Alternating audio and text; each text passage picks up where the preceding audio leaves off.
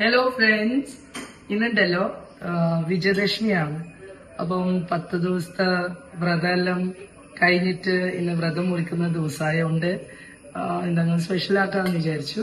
അപ്പോൾ ഞാനിന്ന് ചിക്കൻ 65ഉം പിന്നെ ഒരു നെയ്ച്ചോറ് ചിക്കൻ കറി എന്തെങ്കിലും ആക്കാമെന്നാണ് വിചാരിക്കുന്നത്.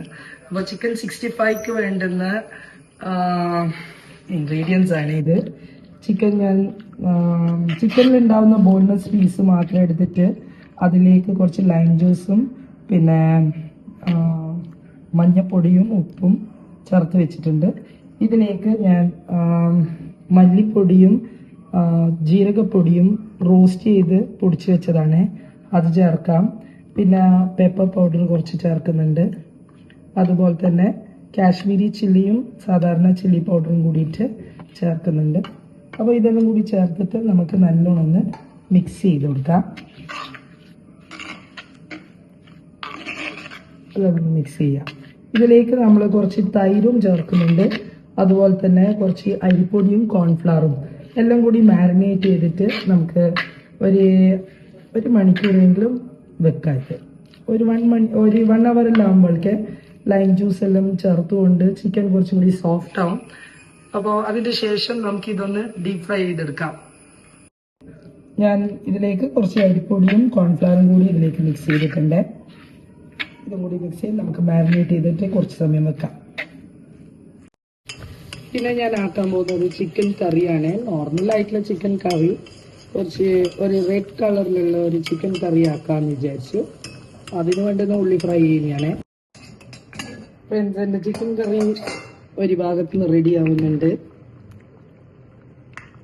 പിന്നെ ഇനി ഞാൻ ആക്കാൻ പോകുന്ന ഗീ റൈസ് ആണ്. അത് വേവിട്ടെ ഞാൻ ഗീ റൈസിന്റെ പ്രിപ്പറേഷൻ ആണ് നെക്സ്റ്റ്. അതിന് വേണ്ടുന്ന അനിയൻസ് ഞാനൊന്ന് ഫ്രൈ ചെയ്തെടുക്കുന്നുണ്ട്.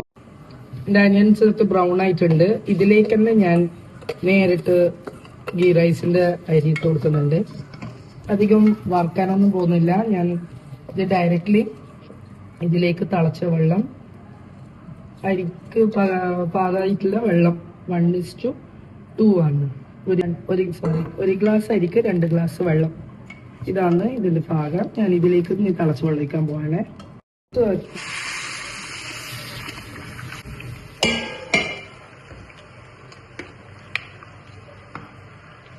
ഇതിലേക്ക് ഞാൻ ബേ ലീഫും കൂടി ചേർത്തിട്ടുണ്ട്.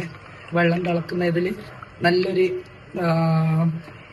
ഫ്ലേവറും നല്ലൊരു മണം കിട്ടും അതിന്. മാന്ത കിട്ടിയിട്ടുണ്ട് ഫ്രണ്ട്സ്. ഈ മാന്ത കുറച്ച് ഫ്രൈ ചെയ്യാന്ന് വിചാരിച്ചു. അതിനു വേണ്ടിയിട്ട് ഇതിനിപ്പം മാരിനേറ്റ് ചെയ്ത് വെക്കണം. എൻ്റെ ചിക്കൻ കറി റെഡി ആയിട്ടുണ്ട്. ഇനി നെക്സ്റ്റ് നമുക്ക് ആക്കാനുള്ളത് ചിക്കൻ 65 കൂടി ഓയിൽ ഹീറ്റ് ചെയ്ത് വെച്ചിട്ടുണ്ട്. ഓയിൽ നല്ലോണം ചൂടാവുമ്പം നമുക്ക് നമ്മള് ചിക്കനും കൂടി ഇതിലിട്ടിട്ട് നല്ലോണം ഒന്ന് ഫ്രൈ ചെയ്തെടുക്കാം. അപ്പോൾ ഓയിൽ ചൂടായി വന്നിട്ടുണ്ട്. ഇതിലേക്ക് ഞാൻ ഓരോരോ പീസ് ചിക്കൻ നമുക്ക് ഫ്രൈ ചെയ്തെടുക്കാം. എല്ലാം ഒന്നിച്ച് ഇട്ട് കൊടുക്കണമെന്നൊന്നുമില്ല, 2 സെറ്റായിട്ട് നമുക്ക് ഫ്രൈ ചെയ്തെടുക്കാം. ആദ്യം നല്ല ഹൈ ഫ്ലെയിമിലിട്ടിട്ട് പിന്നെ നമുക്ക് മീഡിയം ഫ്ലെയിമിലിട്ടിട്ട് ഫ്രൈ ചെയ്തെടുക്കാം. അപ്പോൾ എൻ്റെ ചില്ലി ചിക്കൻ റെഡി ആകുമ്പോഴേക്കേ നമുക്ക് ആ ഫിഷും കൂടി ഒന്ന് ഫ്രൈ ചെയ്തെടുക്കാം. അപ്പോൾ ഫിഷ് ഫ്രൈ ചെയ്യാൻ വേണ്ടിയിട്ട് ഞാൻ കുറച്ച് കറിവേപ്പില ഇടുന്നുണ്ട്. അതിലേക്ക് ഈ മാന്തലും ഉണ്ട്, പിന്നെ അതിൻ്റെ കൂടെ അയക്കൂറിയും ഉണ്ട്. 4 പീസ് അയക്കൂറി ഉണ്ടായിരുന്നു. അതും കൂടി എടുത്തിട്ട് ഫ്രൈ ചെയ്തെടുക്കാമെന്ന് വിചാരിച്ചു.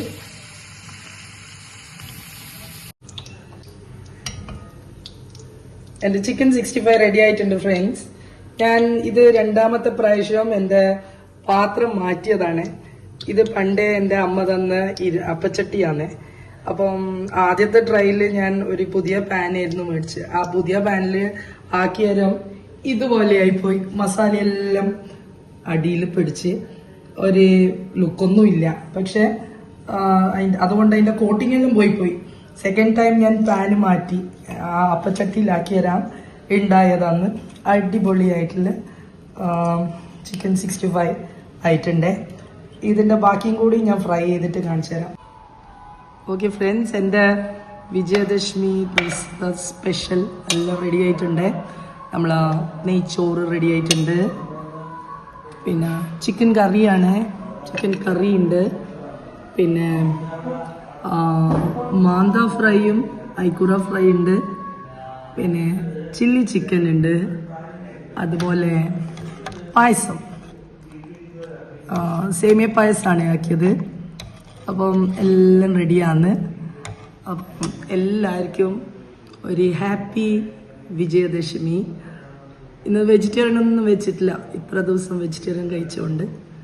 അപ്പം എല്ലാവരും എൻജോയ് ചെയ്യുക. വേണ്ടുന്നവരെല്ലാം എൻ്റെ വീട്ടിൽ വന്നോളൂ, എന്ത് ഫുഡ് വേണമെങ്കിൽ ഞാൻ തരാം. ബൈ.